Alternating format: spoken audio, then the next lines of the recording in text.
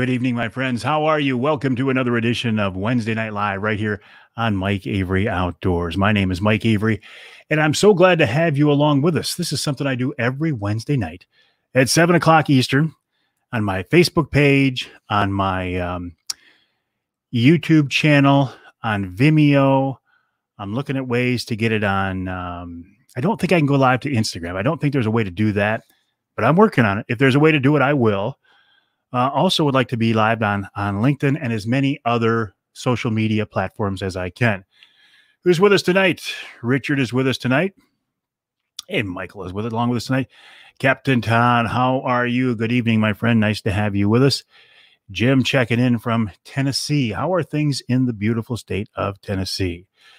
Brian, nice to have you along with us as well. Welcome, my friends, to another edition of Wednesday Night Live. My name is Mike Avery. Got a special treat for you coming up here in just a few minutes. Nick DeShano of Offshore Tackle is going to join me. He's going to show us how to use some of their products. And maybe if you're lucky, maybe if you are very lucky, he'll give away some product tonight. Mike says, what a beautiful day and evening we have. Indeed, it is a beautiful day. I was on the water yesterday.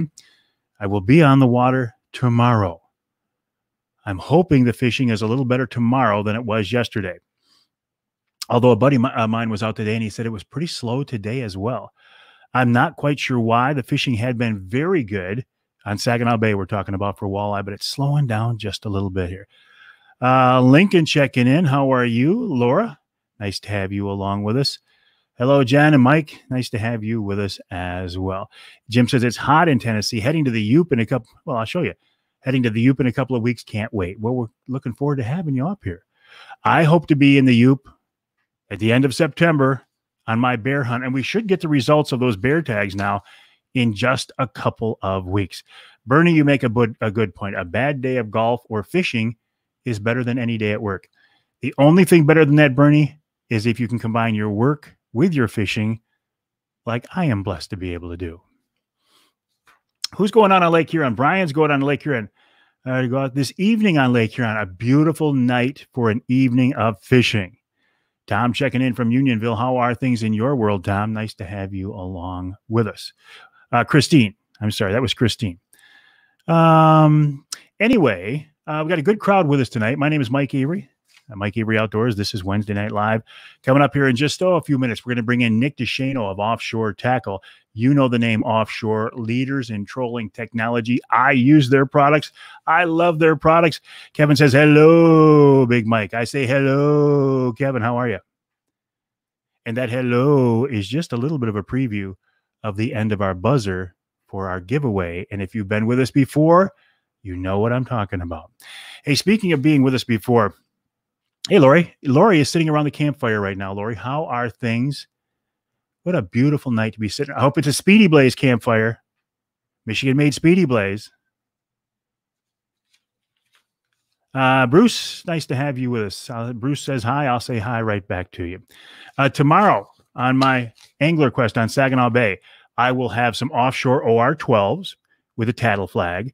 I'll have some mini boards, the awesome crappie boards, and also I'm going to be running tadpoles, number 3 tadpoles. I put those on the down rods on the corner of my boat, and I bounce them right off the bottom. When the fish are sitting on the bottom, I use those, and I bounce spoons behind them right off the bottom. And it can be very effective, very productive.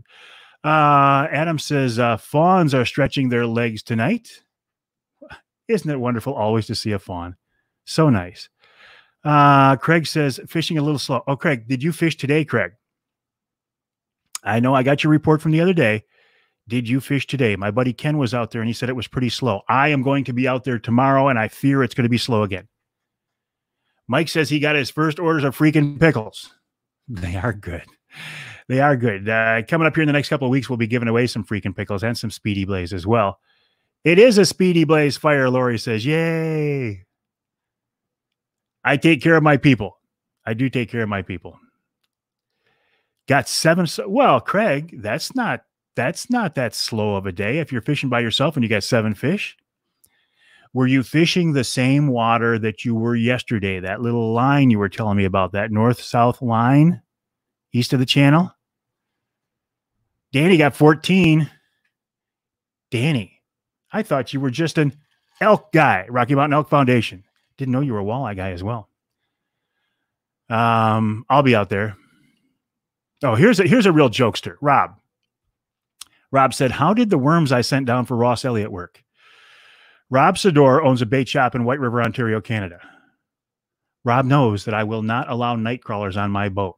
So that's a joke.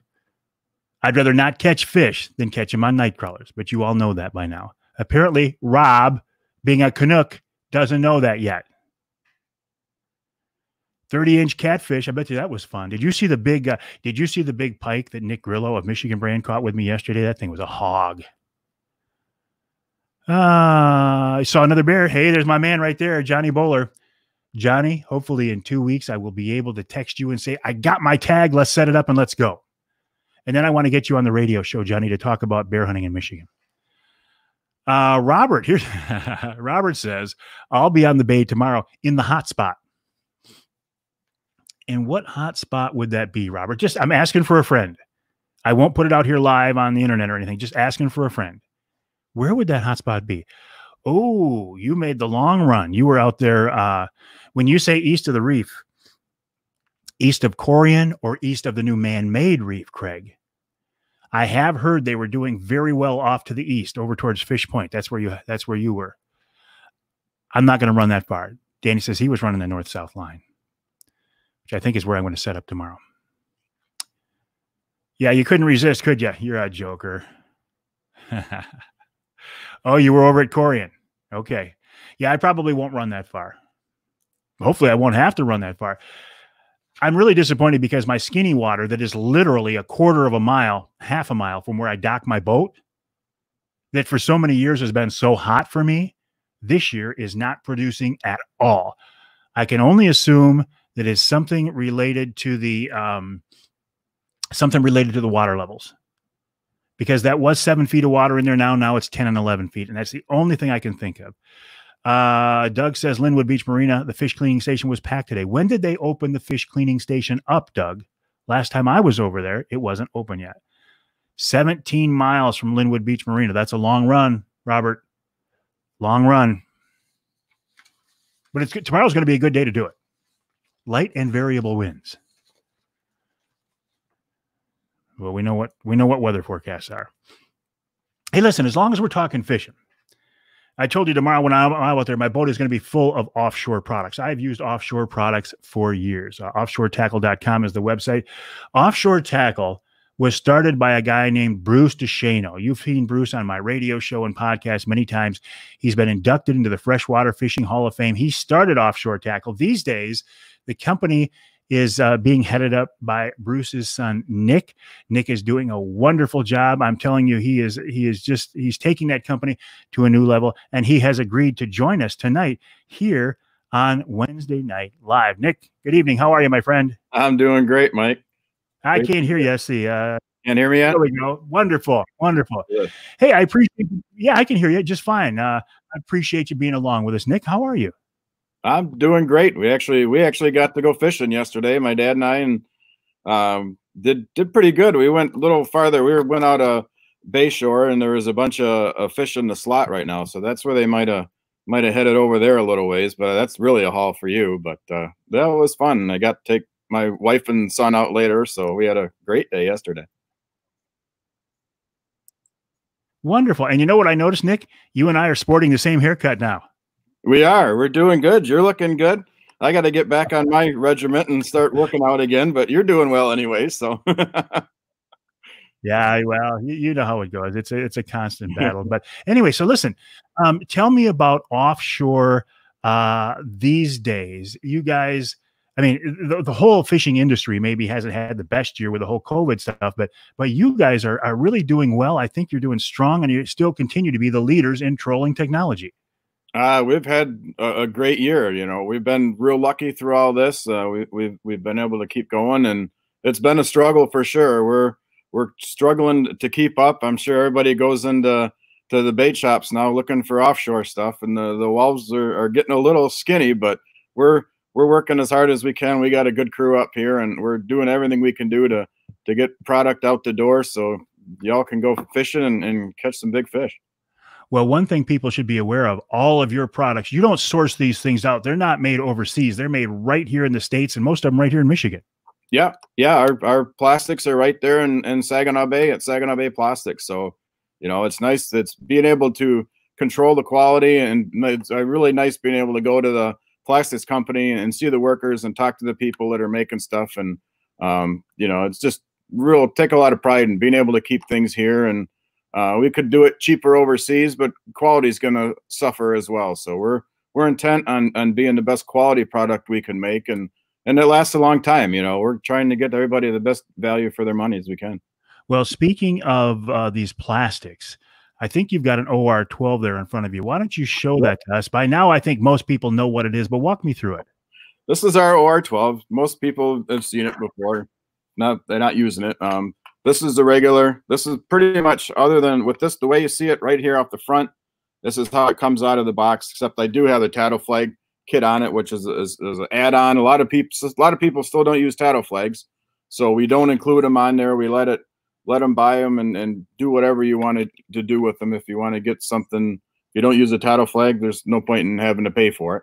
But it does come with this red release, and this red release on the back has the pin in the center of the pad. So make sure you put your line all the way back through the pin, and that way that keeps it from coming off the line. One of the most recent changes, I think you can see the wire we've got here. It's a lot heavier duty. There's no bead on the back of it anymore. It's just a heavier duty wire. It seems to hold its shape a lot better. Other than the function is the same as it always was before. And then a few years back, we adjusted our toe point. They used to all come across, the wire used to always come across the top. And then when we started putting some heavier baits, and with the wire coming off the top, that would really make the board tip up and certain stuff. So this way, with the heavier baits, that lowers it just a little bit. It still rides nice and high up front, so it doesn't dive on you.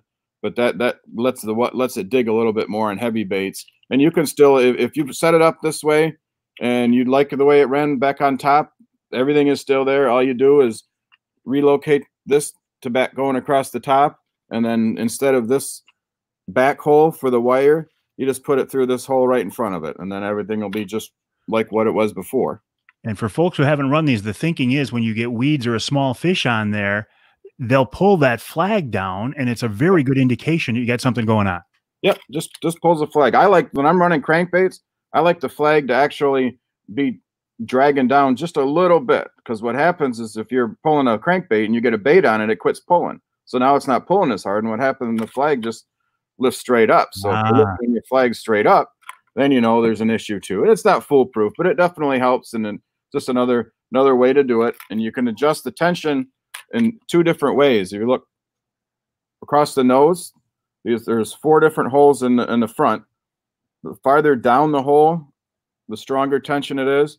And as you move the wire or the spring farther up the flag, that's the heavier tension. And the main reason we moved these down is we made the flag so we can pull heavy baits.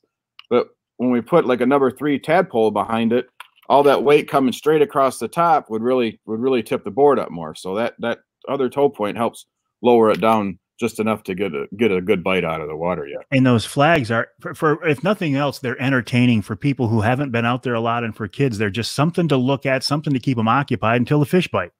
It is. It's a great, you know, not only, it's definitely, it shortens your learning curve when you're new to planer boards.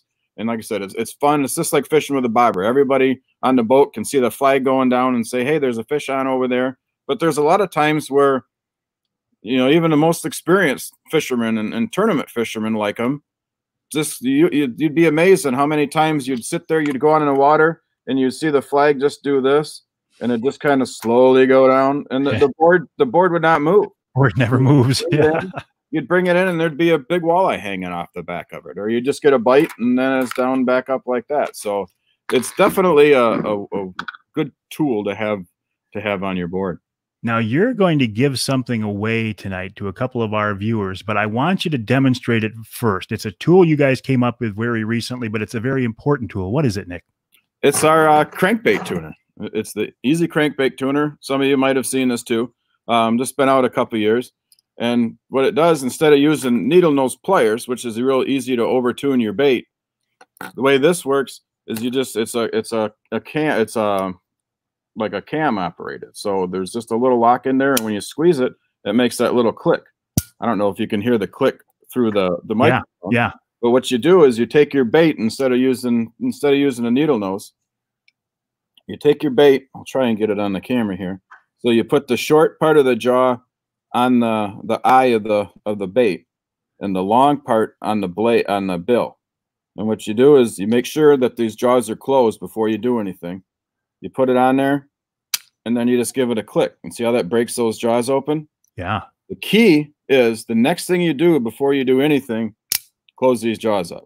So what happens if you forget to close the jaw, you go to make another adjustment, and it looks like you should be making an adjustment. It feels solid. And then you squeeze and squeeze and squeeze, and eventually, this is pretty high strength plastic, but we have had some people must have strong hands that squeeze it really hard and break this little piece off right here. So make sure you close those jaws together. A lot better than using needle nose, which I've used for years. I tend to overcompensate. I think I'm moving it just a little bit. I take it too far, and I got to bring it back the next way. And before you know it, you've broken the eye off the bait. Yeah, well, and that's the nice thing with it. You know, it's got an adjustment right here, and you screw this in. The more you screw that spring in, the tighter it's going to be. So say you're doing an 800 series reef runner, that's going to be cranked down there pretty tight because it's a big eye. It's a big, heavy eye. Then if you go to a little flicker shad, a number 5 or 6 flicker shad, whether you're crappie fishing or walleye fishing with it, then you got to make sure you back that spring off so you don't hurt the eye. And once you use it for a while, you really get the hang of it.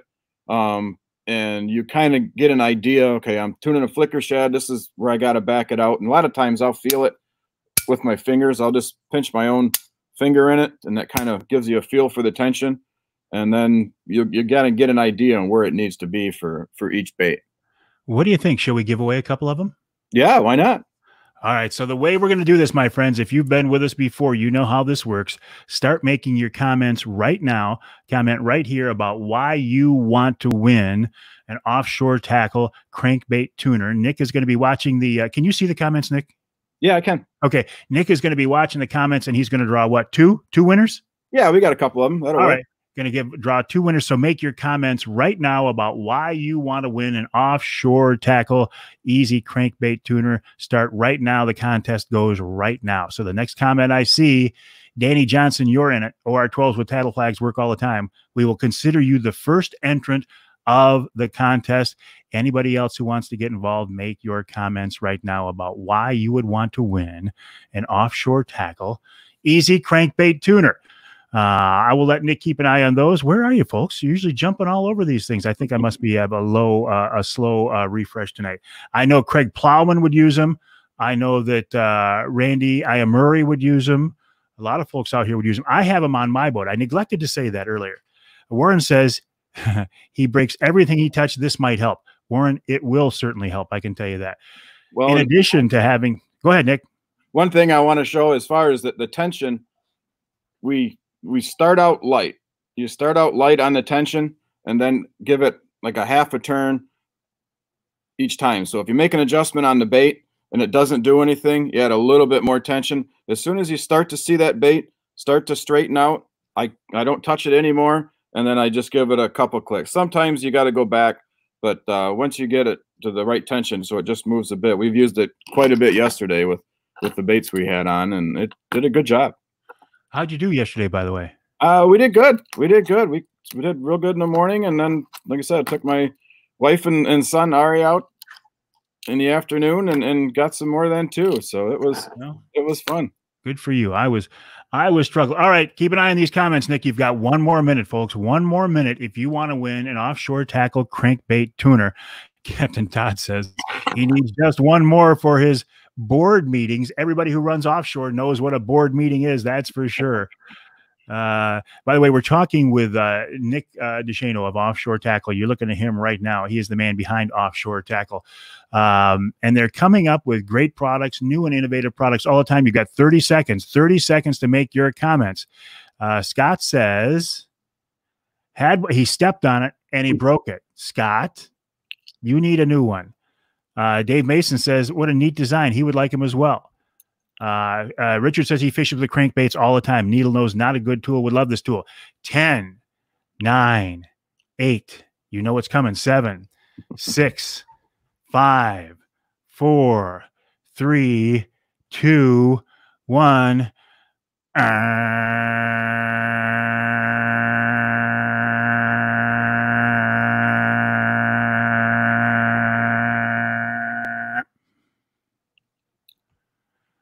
It's the end of the contest. All right. If you don't have your comments in by now, you are not considered. Jamie, you are the last person in here.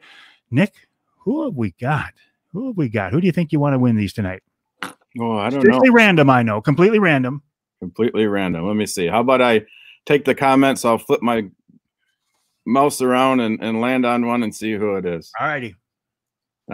Chris Case is the first one. It's cross-eyed and using pliers is hard.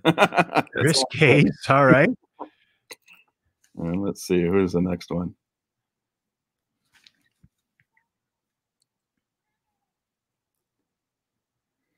How about John Cakemeister? Pinkmeister? Sounds like your kind of guy. I didn't see him. I didn't see his comment. I'll have to find him here. 7. Yeah, he's. Yep. Okay, Cakemeister. Yep. Is this the guy right here? Yeah, that one. Cakemeister. He'd used it on his pontoon. That's why he's my kind of guy. I gotcha. All right, John. All right, so congratulations, Chris. Congratulations, John. Send me your shipping information, and I will pass it along to Nick so he can get those out to you. Here's a good one, though. I got to read you this one if you didn't see it. Craig says, a buddy of mine, Craig, he found a red board. We won't tell you who it was, but he found a red board in the bay yesterday, and he threw it back. And we'll just leave it at that. Yeah, I'll be silent on that one. Well, listen, Nick, again, congrats on everything you're doing at Offshore. Any new products coming up you can tease us with? Nothing really new. We're kind of just after finishing some big projects between the crankbait tuner and working on that new float for the awesome crappie board, the OR38, which used to be the OR34 without the float on it. Which, in case anybody wondering, you can get floats if you have our old style mini boards without a float. You can get replacement floats that you glue on and upgrade them too. So, but working on the things we've got out right now, and you never know what comes along though. I know sometimes they come along and we don't know that they're coming until they're here. Yeah, that's right. Nick DeShano of Offshore Tackle, offshoretackle.com. Appreciate your time. Appreciate your generosity. I will pass the shipping info along to you, and we will talk again soon. Sounds good. Thank you, Mike. And thanks everybody else for listening to me. All right, Nick DeShano, thank you for joining us on this edition of Wednesday Night Live. The website, offshoretackle.com, offshoretackle.com. My website, by the way, MikeAveryOutdoors.com. Chris and John, if you would send me your shipping information, I will get that off to Nick DeShano right away. A great family-owned, Michigan-based company, and you know that I love that. All right, so Father's Day weekend coming up. Do you have any big plans? Okay, Christine says, and this is a good question, any dates for Wednesday Night Live at the Lumberjack? Christine, I think since Oscar and Joey's has announced that they are probably going to open up shortly after the 4th of July, we will do our next one at Oscar and Joey's. I was saying the Lumberjack first because Chef Dave Miner said he didn't know when he was going to open up. I owe Chef Miner one at his place because the last one we did was at the Lumberjack. So I suspect the next one will be at Oscar and Joey's in Birch Run. No dates set yet. I think it's a little premature. We'll let things settle down. We'll let the restaurants get back to where they need to be, and we'll go from there. Anyway, happy Father's Day to those of you who are dads. What are your plans involved? Are you going to be fishing? Going to do anything fun? Like I said, I'm going to be fishing tomorrow. So if you want to pass, this is interesting. If you want to pass your GPS coordinates on to where you were getting fish to me today, I'll take them. John says the NRC tabled their deer decisions until next month. Orange on blinds looks to be off the table for now, as it should be. As it should be. I am all in favor of keeping people safe. I am all in favor of managing the deer herd. But as far as I can tell, there hasn't been a big problem with people getting shot while in their ground blinds. So why put something, Why put something out there that isn't necessary? Yeah, Dave says, you like the background when both screens are on. Notice something new every week. I am experimenting, Dave, something new every week. But I did notice when I put that up there that what I'm going to do is I'm going to take that same image and put a Gaussian blur on it to make it out of focus. Then it'll be really sexy. I know what you're saying right there, my friend. Glenn Venner has been fishing Fish Point, and he says it's hot, hot, hot, hot. He got a bunch of fish yesterday when I was struggling. Have I tried the wraparound release? No. What do they call that? There's a name for that, Scott. I have not tried it. Well, happy Father's Day to you as well, my friend Ted. Ted Harper of Dart and Archery. Ryan just had some kings on the grill. Famous ribs on the grill. My two daughters are coming over. That sounds like fun, Ron. Sounds like a lot of fun. All right, my friends. My name is Mike Avery. This is another edition of Wednesday Night Live. It's something I do every Wednesday night at 7 o'clock on Mike Avery Outdoors, which right now is on the Facebook page, the YouTube channel, Vimeo. I'm trying to get it on LinkedIn as well. And for those of you who have made some comments about my tan and the fact that my nose is really brown and not as brown as the rest of my face, I got to show you something I discovered. I had an eye injury 2 months ago. It is now completely healed up. As of this morning, the bubble that was still in my eye is gone. Praise God. I can see wonderfully, but I see like an old man. I can't see up close. And I was having a very, very hard time tying fishing knots and snapping and unsnapping snap swivels on my flicker shads and on my OR12 or on my tadpoles. I mean, seriously hard time. I couldn't do it. You know what I discovered? I didn't know these existed.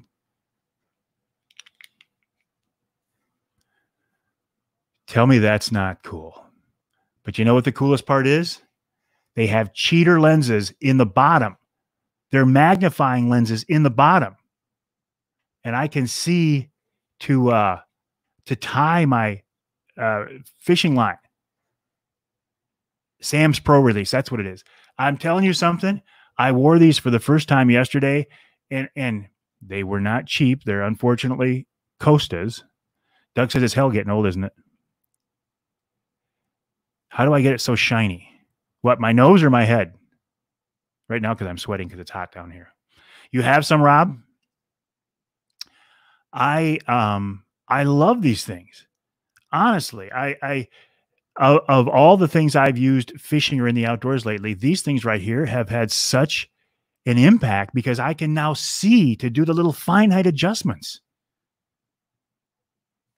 Now they're Costas, so they weren't cheap, like $175. And I don't like spending money on products that aren't worth it just because of the name. Think Yeti. I didn't buy this. Rocky Mountain Elk Foundation people gave it to me. I will not buy a Yeti because I think they're overpriced. But these at $175, it made me cringe to pay $175 for a pair of sunglasses. But when I put them on and what I saw that I could do, and now driving, when I put them in my truck, I look out the top of them and I can see the road just as clear as can be. I look out the bottom and there's my speedometer and my dash. I'm telling you. When you get old, little things can help make your day, and sunglasses with built-in cheater lenses have made my day.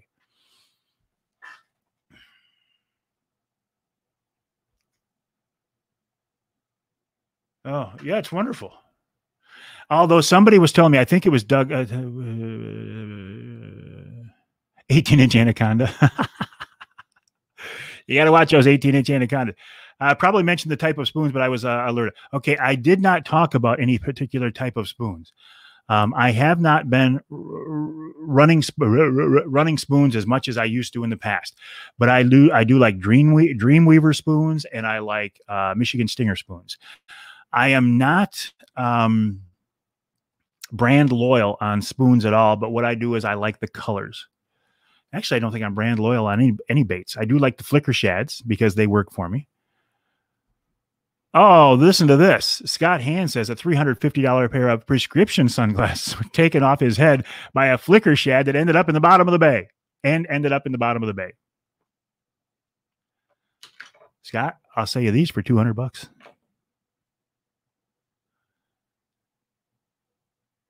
Well, and see, here's the thing, Mike. I did have a pair of prescription Costas, but they were given to me. I didn't buy them.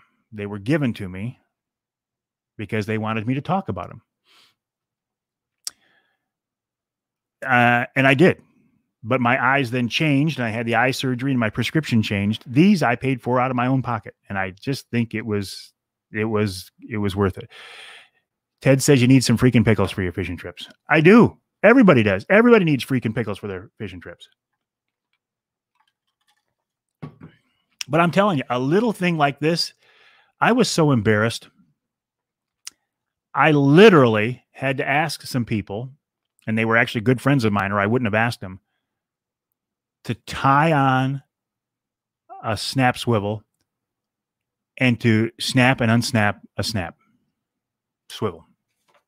And I said, that's enough of that. I'm not doing that anymore. Can I tell you who's on the show this week, since Bill Hoffman isn't here to ask? A lot of fishing this week, as you can imagine. We start out, though, talking about bow hunting with Gary Summers of the Michigan Bow Hunters Association. You know what? I got to be honest. I didn't realize how anti-crossbow those people were. I thought that with a name like Michigan Crossbow or Michigan Bow Hunters, that they would embrace all bow hunters. All bow hunters. I was naive, but I didn't realize that they are so anti-crossbow. I'm not. Then Tom Campbell of Woods and Water News. In hour number 2, we're talking about bass fishing with Jerry Gostinek. Amy Trotter from MUCC joins us to bring us up to speed on the latest with the proposed restrictions on commercial fishermen so they can't take walleye and lake trout. Oh, I get it all the time, Brian. Brian says, any guff for mentioning the bay too much? Remember last year there were some. Yeah. Yep. Yeah. But like today, I ended up the show. Here's where I talked about today. Bow Hunters, which is statewide. Jerry Gostinek, who was fishing Lake St. Clair and Saginaw Bay for bass. Amy Trotter, MUCC, which covers Lake Michigan, Lake Huron, and Saginaw Bay. And Lance Keene, who was salmon fishing on Lake Michigan. So I think I pretty much covered everything last week or this week, right? And of course, Wild Game Chef Extraordinaire Dave Miner wraps it up. This week's Ask Avery segment. I'm working on it, Tim, and I'll get more sun tomorrow. But you see, I'm getting a white here from the sunglasses, and I got to start putting sunscreen on my nose because my nose is getting real tan compared to the rest of me. Not taking my shirt off though. It'll be a cold day, well, a warm day for me to take my shirt off. Not there. Even at my thinnest, I wasn't comfortable taking my shirt off. I figure there's a point in a man's life where you got to realize nobody wants to see you without your shirt on, maybe even your wife. I'm just saying. I see these old guys running around with no shirts on. I'm like, dude, you're too old for that. What's a crankbait?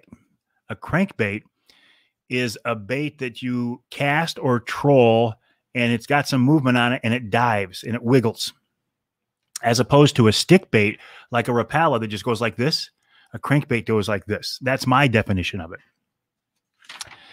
The Ask Avery segment this week.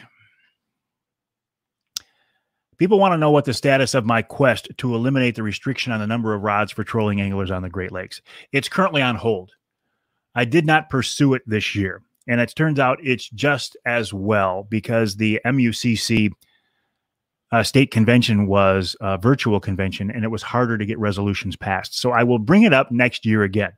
But it's my contention that restricting the number of rods for trolling anglers on the Great Lakes is an unnecessary restriction.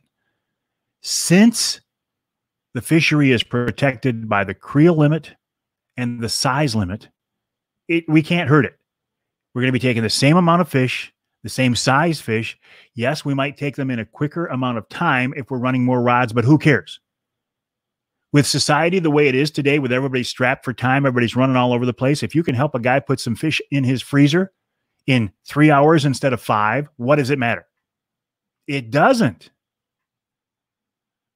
So that's what I'm pushing for, but it is currently on hold. Last year, I got it approved at the MUCC district level. It got shot down at the state level. And why do I want MUCC involved? Why don't I just pursue this myself? Because if I get MUCC to adopt it as a resolution supported by the membership, the DNR and the NRC are far more likely to listen to that seriously than if Mike Avery presents it myself. Randy I. Murray says he agrees on the rod holders. Why? What's it matter? And I came to this decision when I was out there fishing by myself, running 3 rods, and I was having a hard time patterning the fish. And a charter captain came by running like 18 or 21 rods. And I'm thinking, this guy, aside from being on the water every day and being a better fisherman, is going to have a much better handle on the fish and patterning the fish than I'm ever going to have. Why is his time more valuable than mine? And that was my I'm not saying that's accurate, but that was my way of thinking that got me thinking this direction. And then I got thinking, what does it accomplish? Why have a law on the books that doesn't do anything but overly restrict anglers? It doesn't protect the resource. I think it's time for the DNR to go through and recodify all of their laws to get rid of some of this unnecessary stuff. Now, I'm not proposing this for ice fishermen, shore anglers, or pier fishermen, because I understand a guy could come in and take over a spot by using a bunch of rods. I'm talking about Great Lakes trolling anglers only. Who can you, the fisherman, call, Randy? Right now, nobody. It's on hold. It's on hold. I'm the only guy pushing for this that I know of, and it's on hold until probably early winter or early spring of next year. But when it's time to jump back on the bandwagon, I'll be looking for your support. Let's see what else is on my list here. Oops, sorry, new comments. Thank you, Chris. I appreciate that. Father's Day fishing. Oh, I screwed up. And I know better. Next week, 2 weeks, pretty soon here, I'm going to be 62 years old. So sometime in the next 2 weeks, I'm going to be 62 years old. And you'd think that by now I'd be smarter than what I am. But this last week, twice on the water in two different fishing trips, I have broken my own cardinal rules and screwed up. I got these cardinal rules, some of them from my dad. Like my dad always said, never leave fish to find fish. He also said, always run a bait high. You're not going to mark those fish, but always run a bait on top. So I got those 2 from him. The one that I added is never cancel a fishing trip based on a weather forecast. Guess what I did in the last week? I did run baits high, so I didn't screw that one up. But I was supposed to have a fishing trip with Ross Elliott, Glenn Venner, Nick Grillo, and Brent James. Those guys paid money to go fishing with me on the Real Men Wear Pink breast cancer campaign last year. Now, the interesting thing is those guys could fish with me for free, and they paid money to go. So I want to take them fishing. We were supposed to go Monday, 2 days ago. The weather forecast was calling for a pretty good northeast wind, enough that I thought it's going to be pretty uncomfortable to be out there. So we canceled the trip. We postponed the trip. Guess what? Monday was completely fishable. Cardinal rule: never cancel a fishing trip based on a weather forecast. Now, if it's 9 o'clock the night before and it's blowing 30 miles an hour and it's supposed to continue all night on through the next day, that's one thing. But this wasn't the case. We canceled the fishing trip, we postponed the fishing trip, and we got screwed. Well, my fault. Friday before that, a week ago Friday, I was out there with my buddy Tony. I wanted to go to my spot that I like a lot that's been so good this year, but it was an 8-mile run. There was a pretty good northeast wind. The Angler Quest could handle it, but it was a little bit bumpier than what we wanted. So I set up short. I set up about 5 miles from the mouth of the river, just east of the channel. Dropped right into fish, started marking fish like crazy and picking up a few here and there. But I wanted to go to my spot that had been so good. It was another 3 miles trolling into the wind. So I left the fish that we were catching to go to a spot that had been good in the past. And when we got there, it was dead. That was dumb. Hey, Gary's with us tonight. Okay, Gary, I'm going to get back to that. Thank you. I'll come back to that. I appreciate you bringing that up, and I appreciate you joining me on the show. So I left fish to find fish. There were no fish there. Came back to the spot where I first started, and we found fish again. Don't leave fish to find fish. Don't cancel a trip based on a weather forecast, and always run your baits high. I should know better by now. Gary Summers was with me on the show today. He's the president of the Michigan Bowhunters Association. And I said just a minute ago that I didn't realize how anti-crossbow the Michigan Bowhunters were, because I'm ignorant to it. Gary has straightened me out. He said a crossbow is not a bow in definition of a bow. A bow is a handheld and hand-drawn. It doesn't have a stock or a trigger. So the Michigan Bowhunters is not anti-anything.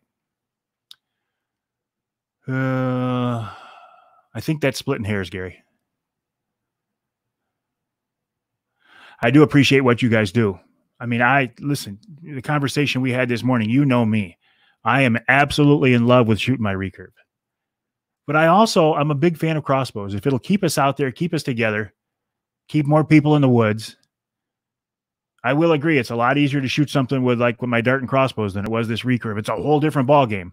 Whole different ball game. What is this one? Weather people only need to be right 50% of the time. Always wear sunscreen on Sunday. Wayne says, when did you make this cardinal rule? Weathercasts should be much better nowadays than they were years ago. Wayne, I made this rule years ago. And guess what? Got screwed by a forecast 2 days ago. It was calling for 18 mile an hour, 20 mile an hour winds. I think it was 18 with gust to 20 out of the Northeast, which on Saginaw Bay you don't want. They never hit over 10, 11. I should know better by now.